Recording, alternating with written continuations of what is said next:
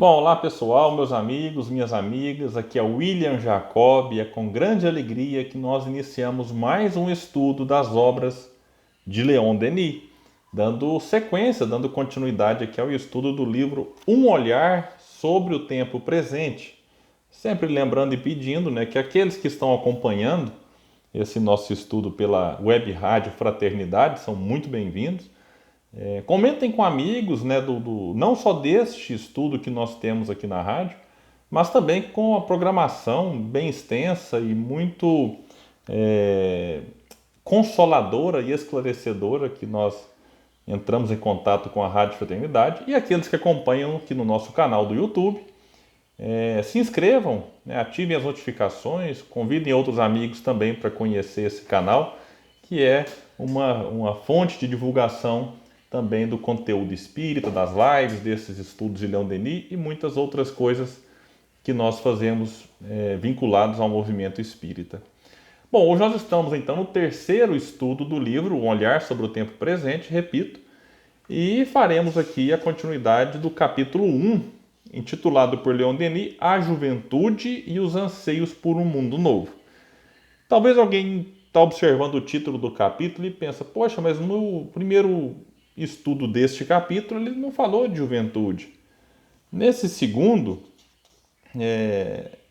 talvez também não fale, estou vendo aqui agora, vai estar um pouco mais para frente, mas fiquemos tranquilos, daqui a pouco o Leon Denis vai fazer uma abordagem em relação aos jovens, mas é sobretudo no capítulo 2 e também no terceiro, é que ele vai aprofundar esse seu olhar aqui, em especial no 3. O 3 chama a Juventude Idealista e o Progresso. É um capítulo maravilhoso.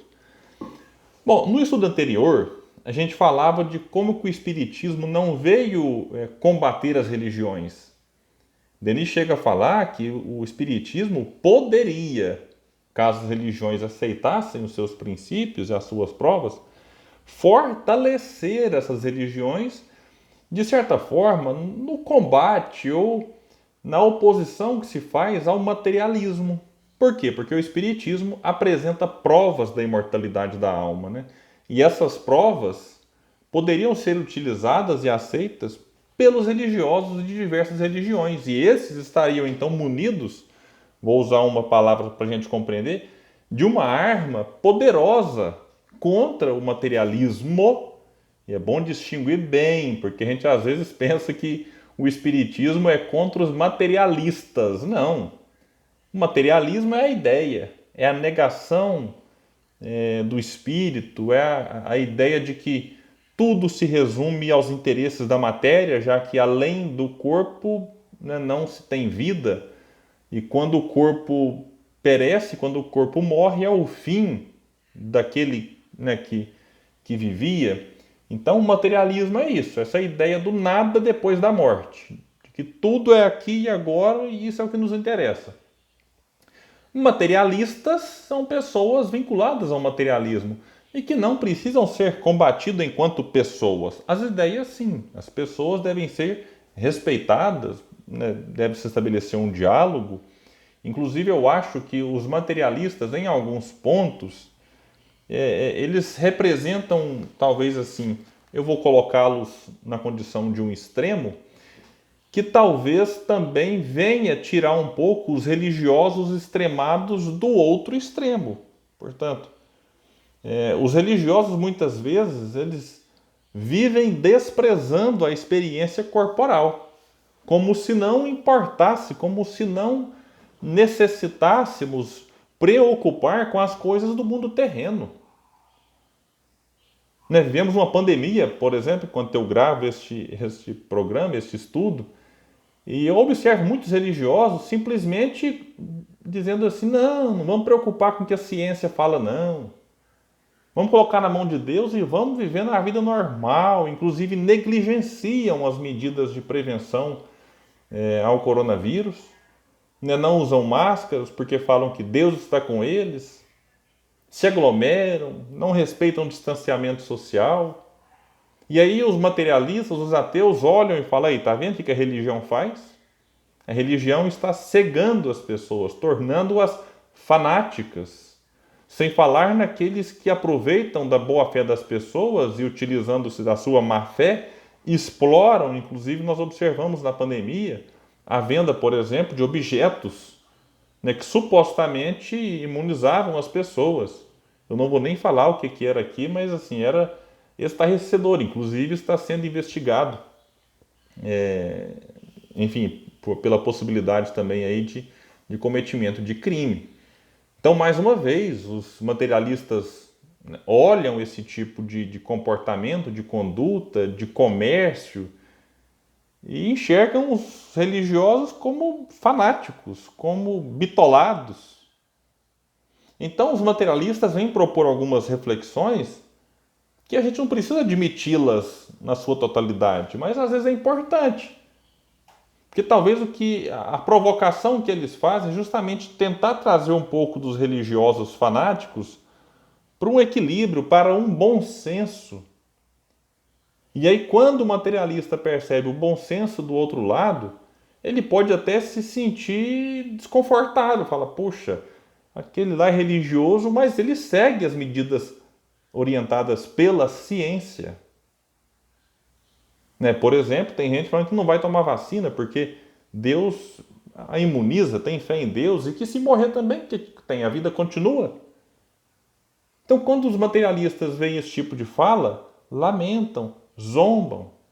Mas quando os materialistas observam religiosos que acreditam em Deus, têm fé na vida futura, acreditam e conhecem a respeito da imortalidade da alma e mesmo assim utilizam máscaras, evitam aglomeração, tomam vacina, ou seja, respeitam a ciência, aí eles começam a perceber, puxa, está havendo ali uma união em que o indivíduo aproveita da fé que ele desenvolveu graças ao contato que ele teve com a religião, mas não desprezou a ciência, que historicamente falando, estiveram em campos opostos, como se uma tivesse que negar a outra. Então, Leon Denis vem chamar a atenção, voltando para o livro, que o Espiritismo vem oferecer às religiões elementos que, se fossem bem aproveitados, iriam fortalecê-las. Só que, além delas não aceitarem, elas às vezes insistem, isso aqui não é nenhuma crítica, é apenas uma constatação. Boa parte das religiões e dos religiosos, além de não aceitar aquilo que o Espiritismo lhes oferece, continuam apegadas, que Leon Denis vai falar aqui, estão apegadas a seu conceito de vida e de destino, e insistem em explicar a vida futura de modo que já não corresponde às necessidades dos nossos tempos, às aspirações do século e às exigências da lei de progresso. Quando ele fala aqui que às vezes as religiões insistem nisso que as pessoas já recusam, já não aceitam mais, já falam, puxa, eu acho que não é bem assim. Eu me recordo quando eu estava num congresso espírita de Goiás, um congresso que inclusive homenageava ali os 150 anos de publicação do livro Céu e Inferno. E no final do congresso, a gente assistiu lá um debate interreligioso, um bate-papo, uma troca de ideias. E lá estava, além da freira, a irmã Ilha, convidaram também um padre, não me recordo se teve um pastor, eu acho que teve, mas o que me marcou muito foi a fala do padre. O padre dizendo que todos os dias, não sei se foi uma força de expressão, falou isso para chamar a atenção, mas dizer que todos os dias, e mesmo que não seja todos os dias, né, se for uma vez ou outra, já é algo que merece a nossa atenção, pessoas vão à sua igreja, lhe procuram preocupadas e com medo do inferno. E demonstram então as suas dúvidas. E o padre me surpreendeu porque ele falou, né, afirmou perante lá milhares de pessoas ao vivo, mais transmissão, inclusive isso talvez tenha sido assistido por outros católicos ou simpatizantes do espiritismo, mas que frequentam o catolicismo, que se sentem bem lá e não tem problema nenhum nisso. A gente tem que ficar onde se sente bem. Ele disse que orienta as pessoas de que céu e inferno são estados de consciência. Ou seja, eu não sei, sinceramente falando, como que o clero, a alta cúpula da igreja, encara e transmite essas noções de céu e inferno. Digo sinceramente, não sei. Mas, né, este padre em específico está com uma fala que eu até brinco, né, extremamente espírita. Ele deve ter lido o livro espírita, em que céu e inferno são, de fato, estados de consciência, de modo que a pessoa pode estar na mesma casa, vivendo um chamado inferno astral, com a sua consciência pesada, culpada por erros cometidos e naquele processo ali de remorso e tudo mais, ou até aprofundando-se no erro por não ter ainda percebido que se trata de um erro, não ter ainda arrependido. E podemos ter na mesma casa indivíduos vivendo um paraíso na própria consciência. Paraíso porque cumprem com os seus deveres, porque tentam, na medida do possível, cumprir com a lei divina.